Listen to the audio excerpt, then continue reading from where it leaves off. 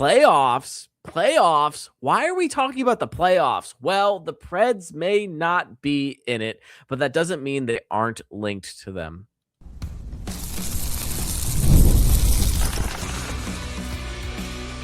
You're Locked On Predators, your daily podcast on the Nashville Predators, part of the Locked On Podcast Network, your team every day. What's up, everyone? I'm Jack Williams. So why in the world are we talking about the playoffs on this podcast when the Nashville Predators were eliminated about a week ago, a little over a week ago? Well, the Ads have taken the lead in their series down in the AHL. Four former Predators are having very different experiences in the playoffs who were dealt at the trade deadline. And you can't help but think, what would Nashville be like if they made it in over LA, and would they have been in a better position than the Kings are in right now? But we'll jump into kind of the ads of it all. And I'm not talking about advertisements. I'm talking about the Milwaukee Admirals and taking a commanding talking about commanding in the series, because it's a 3-game series, a commanding 1-0 lead over the Manitoba Moose in game 1, picking up a 4-1 win over Manitoba Moose in Winnipeg. And again, this is a 3-game series, so as soon as they can get to this next game, which will be happening on Friday, they can knock the Moose out of the playoffs and move on to the second round. They are currently kind of in the play-in round right now, in the first round of the Central Division playoffs in the AHL right now, and then they will be tasked with, if they make it through, this is all conditional. I'm not putting any bad juju on anything or anything like that as well. But if they do move on, I believe they will face the Grand Rapids Griffins in the second round, as they are the number 1 seed. This is the 4-5 matchup. The Admirals are the 5 right now. But if they win coming up on Friday, they move on. The big story out of this is Brady Martin's back playing pro hockey. He made the decision that, hey, I think he aged out of juniors, but made the decision not going to the NCAA, wanting to get involved in pro hockey right now. And that I don't know if you can play the NCAA if you've played a pro game before. Maybe not.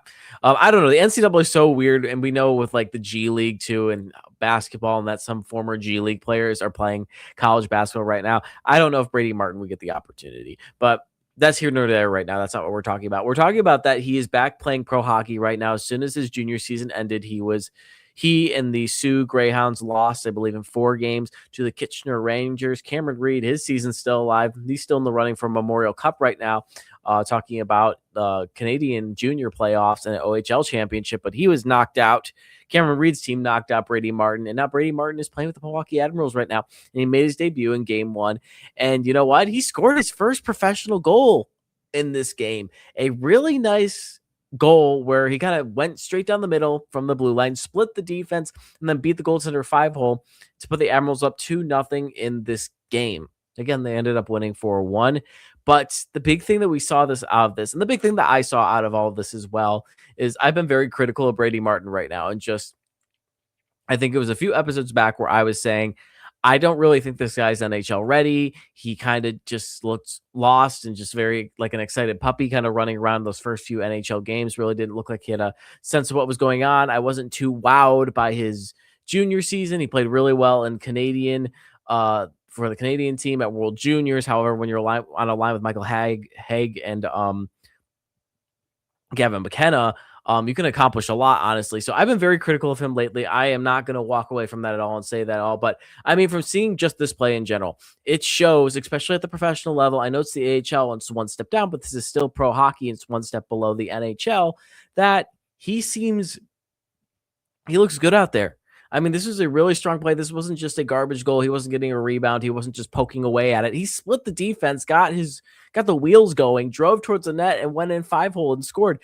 That is a goal scorer's goal. That's a good-looking goal. And looking at that, and I'm really enticed now to hope that the Admirals win game 2 here and are able to play a little bit more, because I'd love to watch more of Brady Martin, see just how much he's grown over the year, and to see how NHL ready this guy looks. Because I mean, last game and seeing him do that, I'm like, you know what? This guy does look a little bit more professional ready completely. And I'm like, you know what? I was being hard on him. He looks confident out there completely. Would love to see him get a few more runs in the playoffs, especially in high stakes situations where there's so much on the line.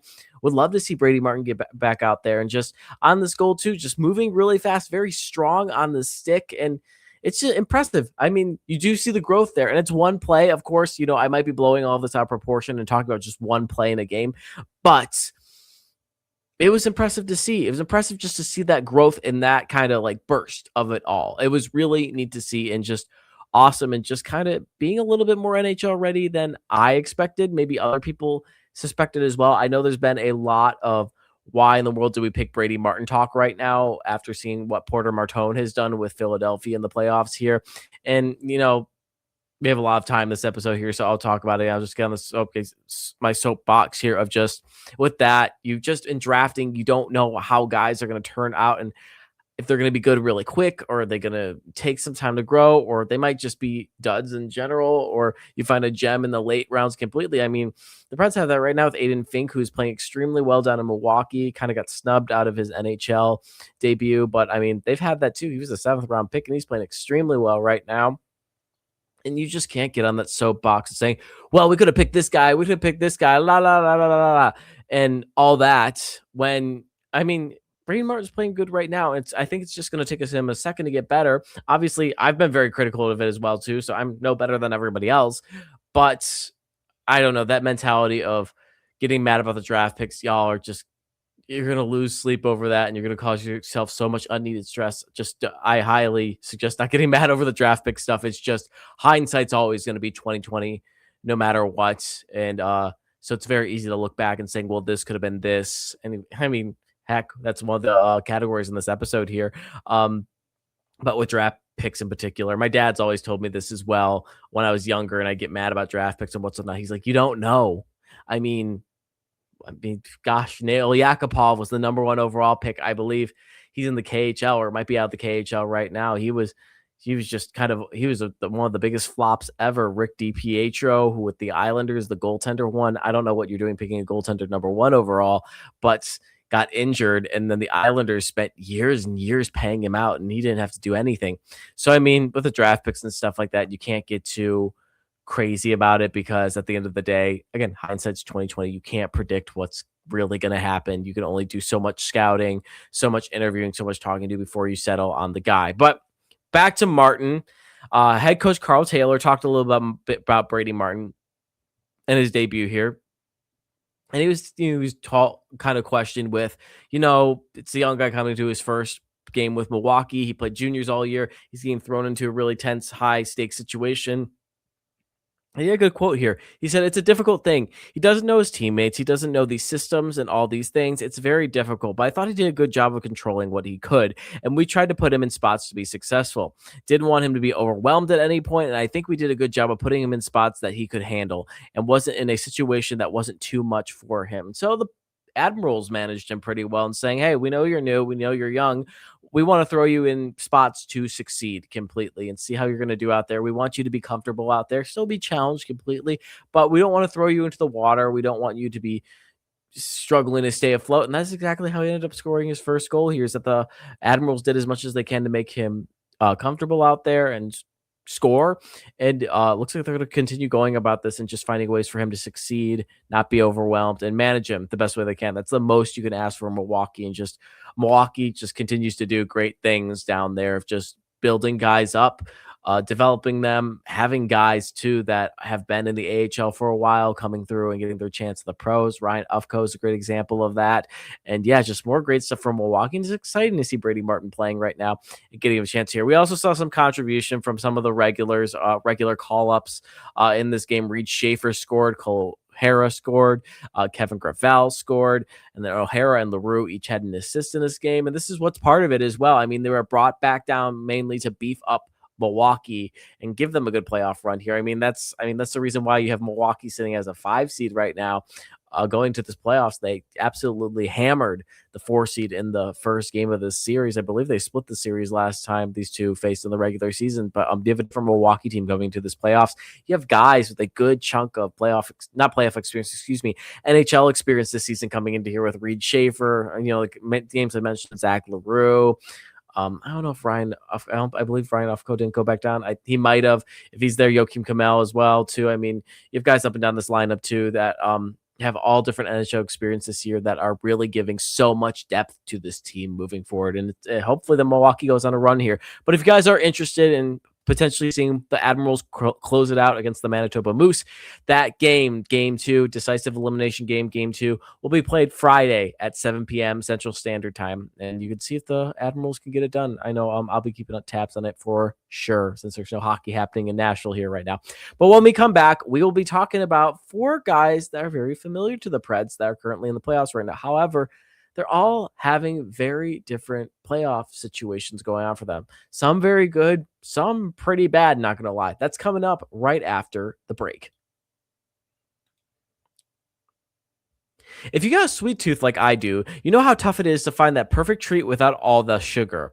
That's why a cotton candy 5-hour energy shots brings that nostalgic flavor back in a whole new way. This is a classic cotton candy taste you remember, but with a tasty caffeine boost and zero sugar. It's a quick, easy way to satisfy that sweet craving while keeping things simple and on the go. I've always loved cotton candy, but I can't be eating sweets all day. This is the perfect alternative. The flavor really does bring that throwback fruity vanilla vibe, and it's surprisingly smooth. I like how convenient it is too. It's just a small portable shot I can grab whenever I need a little pick-me-up. It's become my go-to when I want something sweet without going overboard. Bring on the sweetness with cotton candy 5-hour energy shots, available online now at 5hourenergy.com or on Amazon. Spring is here. Weddings, trips, rooftop hangs, basically a lot more photos getting taken. And if you wear glasses, you're wearing them at all of those moments. So if you don't love your frames, you feel it pretty quickly. That's where Warby Parker helps out. They've completely changed how easy it is to find glasses you actually like. Their virtual try-on lets you see your frames, look on how they look on your face right from your phone. Just point your camera and you can try on tons of styles in real time. So basically, I mean, I'll be real with this ad too. These current glasses I have on aren't from Warby Parker, but for years and years on end, when I bought these, I wasn't in a situation to get them in the moment. There's an easier option. But anyway, for years and years, I've had Warby Parker for a long time, and I had frames I wore throughout college, throughout post-college as well. That I really like them. They have really good frames. They're very affordable. And this is coming straight from me, y'all. Like, I really do like Warby Parker a lot. My family really likes them too. They're very affordable. They're very stylish. They get you very set up throughout. I know with the deal that we have going on right now with Locked On, I'm looking to get into some prescription sunglasses. So I'm looking very forward to that. I was able to try on different styles online. I feel very confident what I'm choosing before. Frames all look really great, high quality. I get compliments on them all the time too. With the frames I wear, I have reading glasses as well. And honestly, for the price, again, the price point is just great with this too. They start at $95, so you're not really sacrificing any sort of style or quality. They have everything that you're looking for: glasses, sunglasses, contacts, even eye exams. It just really simplifies everything. Again, I'm looking at prescription sunglasses, and I'm really excited about it because I wear glasses all the time. I've kind of gone away from the contacts a little bit more. So the sunglasses thing, I'm really excited about. I'm taking a trip to Korea this summer, so I need a good pair of sunglasses, and I've been looking at Warby Parker. It's the perfect time to upgrade your glasses this spring. Buy one prescription pair and get 20% off any additional pair at warbyparker.com/lockedonnhl. That's 20% off an additional prescription pairs when you go to warbyparker.com/lockedonnhl. Yeah, the ad read went a little long, but it's because I do really like Warby Parker, and I am very excited they are sponsoring the podcast here. If y'all wear glasses a lot, or you want sunglasses or whatever, prescription, go through Warby Parker. It's pretty affordable and it's stylish. My family's a big Warby Parker fan. We all have bad eyesight, so we always get our glasses from there.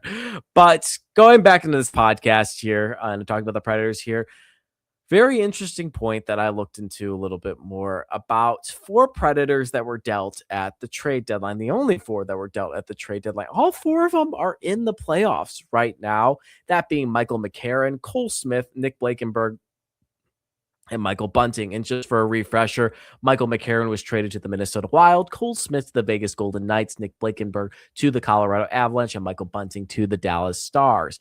Now, Predators really didn't get much back at all from this. They got 4 collective picks back. The highest one was a 2028 second-round pick for McCarron. And then Christopher Seedoff, who is in Milwaukee and I believe is not doing too much down there. But you have four different guys really having four different experiences in the postseason here. Michael McCarron, I mean, a lot of us expected this from him, and just being a guy that can give you what you need to win a Stanley Cup. He's a gritty guy down there. He does all the stuff that doesn't really show up on the stat sheet. He works hard. He's aggressive on the ice. He's not afraid to drop the gloves at all. He has every aspect that you're looking for in wanting to be a team that gears up for the playoffs and gives you just consistency, solidity on that bottom pairing there. And as that is exactly what Michael McCarron is doing for the Minnesota Wild right now. 15-24 ice time average per game. That went up a little bit more in game 3 as that game did go to overtime. And he scored his first Stanley Cup playoff career goal in the Wild's 4-3 overtime loss to the Stars in game 3. And again, this is a guy that a lot of people expected was going to be a good playoff piece. He was good here in Nashville, but unfortunately with Nashville not being a playoff team, his role was just kind of, really racking up penalty minutes a little bit more. He had a good boost on the fourth line, but, the penalty, if you're a regular season team, a guy like him, really comes into play more in the playoffs, as this is shown here. And he's really living up to that right now in the postseason. And out of the four guys here, he's cashing in the biggest, and he looks the best right now. Cole Smith's another one. It's a little bit of a surprise just how well he's been playing here. He did have a similar, je ne sais quoi, for lack of a better phrase, to Michael McCarron. And just they had very similar figures. They had very similar roles of just being supplemental guys on the fourth line, being gritty there, being tough there. But Cole Smith kind of had less of an edge, for lack of a better phrase, than Michael McCarron did when he was here in Nashville. But he's playing better than expected. And he's giving, unfortunately, always seeing Vegas win and stuff like this, he's giving a big boost to the Golden Knights in that bottom six there. He's logged an average of 11:07 over 2 games in ice time. That was a Golden Knights win in game 1 and a Golden Knights loss, a Utah win in game 2. And he recorded his first playoff point as well, an assist. Again, kind of lacked that edge that McCarron had this year, but still kind of similar in a way. But I'll tell you now, going to Vegas, I didn't really think he was going to offer too much in just the depth perspective and stuff. And I know it was a guy similar to mimicking McCarron and going to be a bigger guy and going to be gritty and all that. And I didn't know how much Cole Smith was going to give towards that, but it's really showed up well for the Golden Knights here, and great for Cole Smith here. Great to see. I believe his assist was on a Colton Sissons goal as well. So how you like them apples for sure. But two guys who I think a lot of people would have expected would be the guys on the opposite side of the perspective who would be thriving at their new teams. Nick Blankenburg and Michael Bunting have not played a second of playoff hockey with their teams. Nick Blankenburg has been scratched for 3 straight games, and he's just lacked production ever since he's come to Colorado. He was scratched in a few games in the regular season here. 3 points in 12 games. He's the Avalanche's 7th defenseman. So the regular guy, he's basically playing a role that Justin Barron played for the Nashville Predators. And I saw somebody commented on Twitter as well, just saying that says a lot about the Predators defensive core. Complete. You're telling me a guy that was debatably the Predators' second best defenseman throughout the regular season is the Avalanche's 7th guy and is not getting played? That's bananas. That's bonkers, y'all. That's crazy to think of, because it makes sense though. And it just reiterates too, again, just how bad the Predators' defensive core is and is currently right now, because nothing has happened to it. But Nick Blankenburg I'll mention it too, just the whole thing of he kind of got a little excited and he went a little far of just kind of talking about how grateful and blessed he was to have the opportunity in Colorado, just for the fact that it sounded like he didn't really sound like he was grateful for his time in Nashville. So, and then seeing this, I don't want to call it karma at all, but I mean, it is what it is, and you can look at it however you want. It kind of lines it up like that. So the cards are there to play if you want to. The other guy is Michael Bunting, and this is kind of a bigger surprise to me, because this is a guy that gave some really great bottom 6, mid third line minutes here for the Predators here.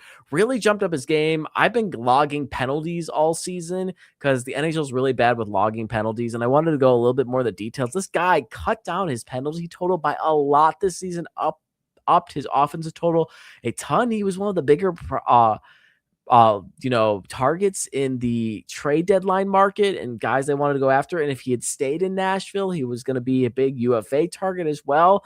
2 points in 13 games ever since he arrived to Dallas. And to his fault, to his point, to his argument, for sure. He missed 6 straight games with upper body injury towards the end of the season, towards the end of March into April. He returned for the Stars' last 2 regular season games, but he's been scratched through games 1 through 3. This guy has not played, and that's really surprising to me. Is this was a guy that was giving fantastic bottom 6 minutes, was massive in the bottom 6, could be just huge on the 4th line here. And it's shocking to see that he's been scratched. Someone on Twitter was mentioning, he's injured. It could be re-aggravated or something like that. But he's not on any injury reports right now.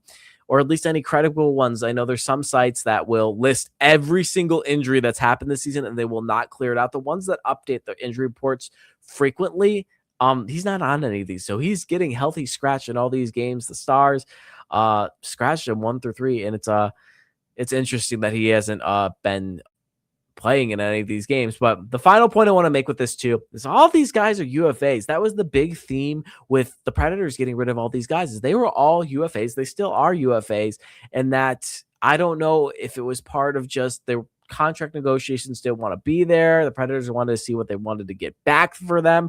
But at the end of the season, all these guys are going to be looking for new contracts. They might be looking for new teams. I know the Wild will probably want to give Michael McCarron a good little chunk of change here and lock him out.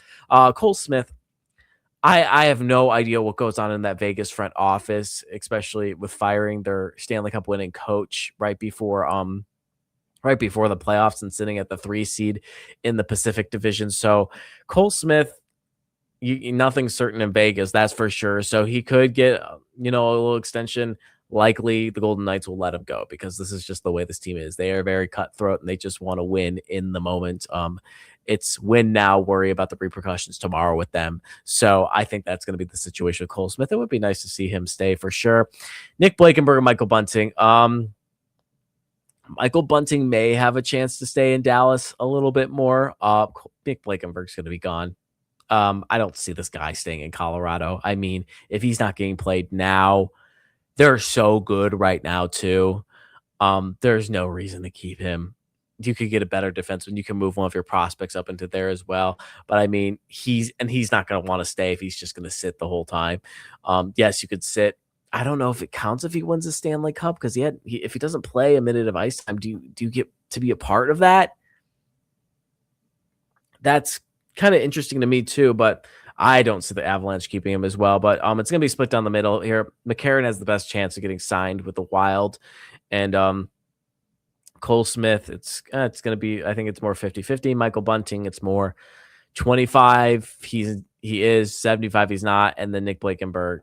I just don't see it. I would be surprised if he gets signed here for sure, especially with just him getting scratched consistently. And I think it's just a different situation than it is with Michael Bunting. But I'll make this brief here. Did the Predators win this trade?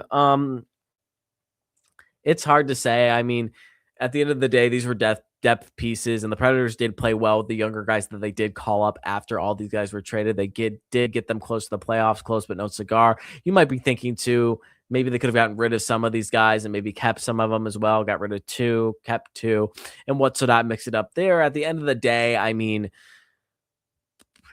it's really hard to say. I mean, I think keeping Michael McCarron would have been a little bit better and just having that consistency and depth down the middle. However, they did mix up their lines a little bit more, and you got good production from Matthew Wood down the middle. And I don't know if that would have happened if McCarron stayed. I think getting rid of Cole Smith was a better move as well, just because he did offer depth, but just not a ton. Nick Blankenburg, I would have liked to see stay because he did offer something to this group, but I think that opened up a spot for Ryan Ufko and him to step up here and have his time to really fill in a Nick Blankenburg sized hole. And then Michael Bunting, that was a hard exit just because he was so good in the bottom 6 this year. And I don't know who could really replace that. He made up for Jonathan Marchessault's shortcomings. And yeah, this was a guy that, out of all of them, I would have argued should have stayed. I think McCarron could have been gone before Michael Bunting could have been gone, but Michael Bunting was a popular target. So I didn't really say who won it, I guess. I just said, I kind of just made an argument for everybody and pros and cons and stuff like that. But at the end of the day, I think it evens out. And again, hindsight's 50-50. That seems to be the theme of this. And that's why one of our sponsors is Warby Parker. But when we come back, we'll get into our final segment here and we'll talk about if the Predators, hey, if they got to the Kings position, would they have been able to play this series better? The Kings are not in a good position right now. Kind of as expected, not going to lie. But we're going to talk about that and we'll get into more hindsight 50-50. We'll talk about what ifs a little bit more. That will be coming up right after the break. There is nothing like playoff hockey live. The intensity, the rivalries, the crowd, it's just different when you're in the building. Playoffs are some of the best moments in sports, and being there in person is something every fan should experience.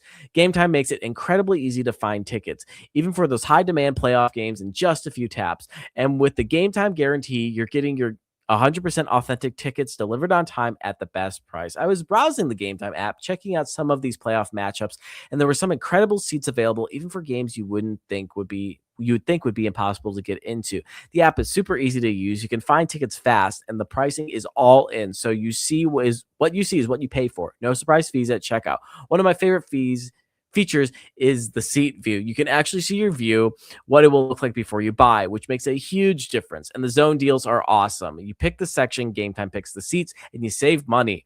Plus, the lowest price guarantee and ticket coverage. I feel confident every time I buy. Take the guesswork out of buying tickets with Gametime. Download the Gametime app, create an account, and use code LOCKED ON for $20 off your first purchase. Terms apply. Again, create an account and redeem code LOCKED ON, spelled out LOCKEDON. Again, I forgot how to spell that for a second. LOCKEDON for $20 off. Download the Gametime app today. Last minute tickets, lowest price guaranteed.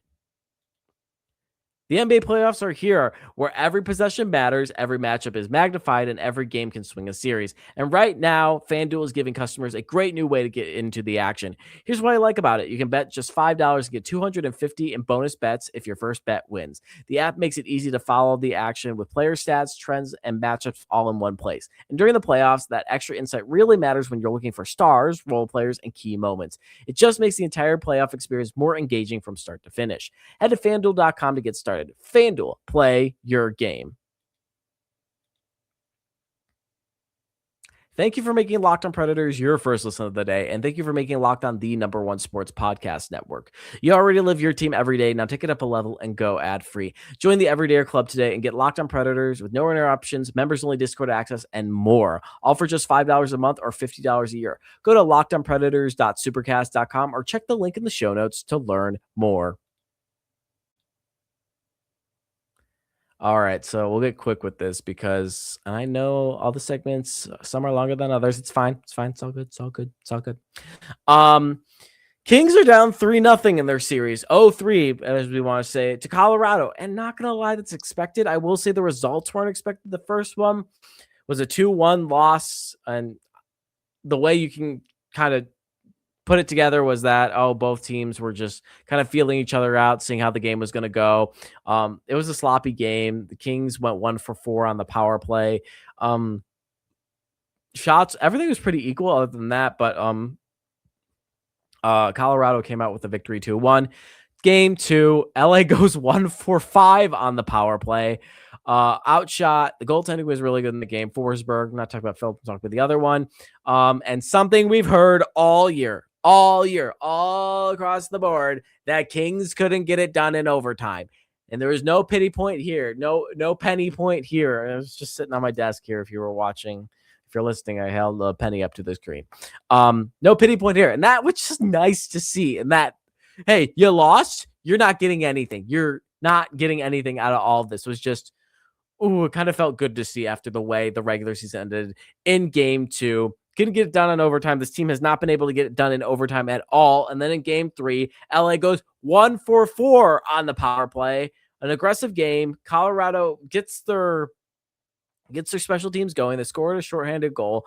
2-1 throughout most of the game. It's 2-0 for, I think, the majority of the game. LA scores to make it 2-1.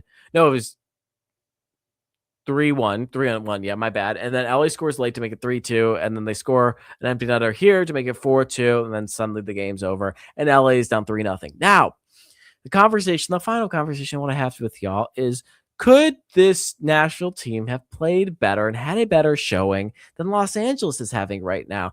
And I think there's pros and cons to this, because I think this is a good argument to have completely, because at the end of the day, Nashville debatably played Colorado the best out of most teams in the league this year. I mean, you had a tight loss in their first meeting, a game that should have been kind of a 1-0 loss ended up being a 3-0 loss. The second meeting, 2-goal loss in Colorado, not great. Third meeting, shootout win, should have been a regulation win. Thank you, Eric Halla, for that.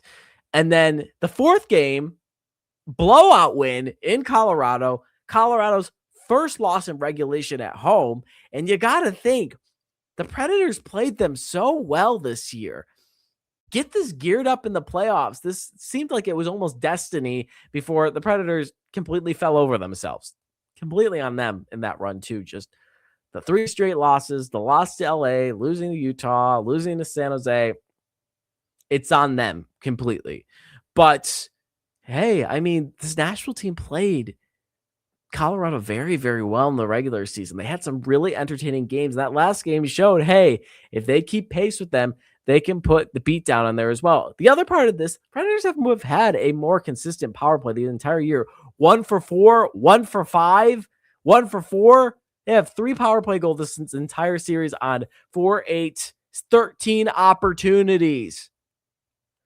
That means they've left 10 power play opportunities on the table in this series. And I know the Predators' power play isn't, it's not almighty, it's not amazing, but it's still more consistent than this. I can tell you they can get in a rhythm and score. If you have Steven Stamkos in that trigger position, you can get anything done. And I mean, power play special teams is way more consistent than the Kings are. I can guarantee that. And then finally, you have, I would argue, a more experienced playoff group between Ryan O'Reilly, guys like Roman Josi and Philip Forsberg, who went on that long run back in 2017. You have guys have won the Stanley Cup and Nick Hague and Jonathan Marchessault and Steven Stamkos. I mean, you have an experienced playoff group here as well, just with different teams. Ryan O'Reilly winning the Stanley Cup as well. That could really have a little bit more of a veteran experience edge there than maybe Colorado did too. Definitely more than LA for sure. But those are the pros to this. Let's do a flip side of it as well, just to make the argument balanced here. They haven't played Colorado with the core they have right now. And that, as guys like we mentioned, Nick Blankenburg was still on the team. Michael Bunting was still on the team. Michael McCarron was still on the team. Cole Smith was still on this team. Those guys aren't there anymore. So they'd have to go up against Colorado with a very young core. And, they matched up with that previous core that I mentioned before. Would they match up well with all these young guys here? Would they match up well with Ryan Ufko on the back end here? This is a guy a little bit faster, so maybe that's a good matchup there as well. But the size isn't as there anymore with having, Joakim Kamel step into there now. Have Reed Schaefer, still a bigger guy, but may not be able to move as fast or be as gritty as a Michael McCarron might be. Your third line's lacking a little bit more. Can Zach LaRue, just kind of throwing out a name there, fill up a gap that Michael Bunting did as well. Overall, would this core be able to transfer 1-1 over what we saw from the season earlier against Colorado? That's the biggest question I have here. The slow start issue never fixed itself. That was an issue for the entire season and never got resolved the entire year. So who's to say Colorado wouldn't dump 6 goals in the first period before the Predators responded with 4? That might be part of it as well, and that might be into the playoffs too, where it might be down 3-0 as well if they were in that position the Kings are too, because they didn't know how to start games. That's a valid one as well. And then finally, could they handle Colorado at this gear? And this is something my dad said that I've referenced as well, is that most teams will play the season at 80, 70%, and they will all turn it up to 100 in the playoffs, or some of them might play the season at 100% and try to push 100% through the playoffs. But that kind of gives your hand away a little bit more and saying, hey, this is the best the team looks. So Colorado's definitely turned it up a gear for sure. LA, they're playing competitively. They've turned it up somewhere as well. Would Nashville be able to turn it up a gear and really battle with a Colorado team that's driven not to just win the series, but win a Stanley Cup. You're going to face a team with a lot more intensity, a lot more speed, a lot more hitting presence for sure. Everybody's completing their hits.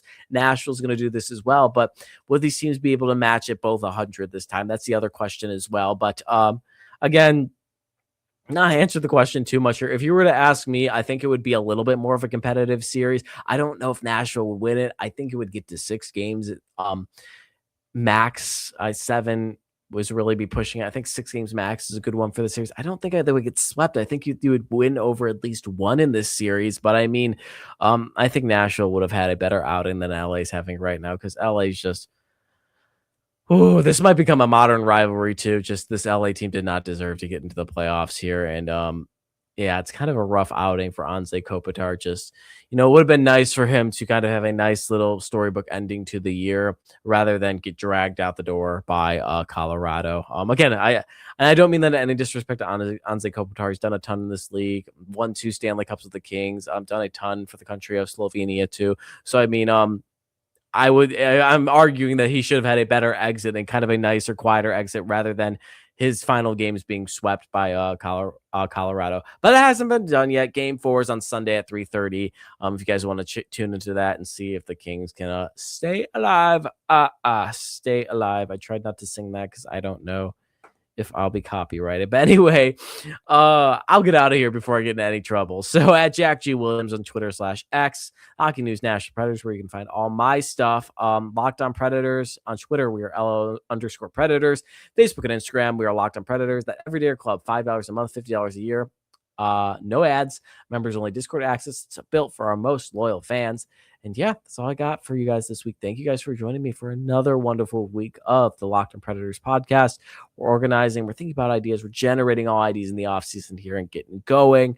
And yeah, I'm grateful for y'all, thankful for y'all. Love these conversations that we have. And yeah, we're charging through the offseason together, and we're going to have a great time here and enjoy the playoff hockey. And yeah, go ads, I guess. But that's going to do it for me. Thank you guys for joining me, and I will see you next week on more episodes of the Locked on Predators podcast.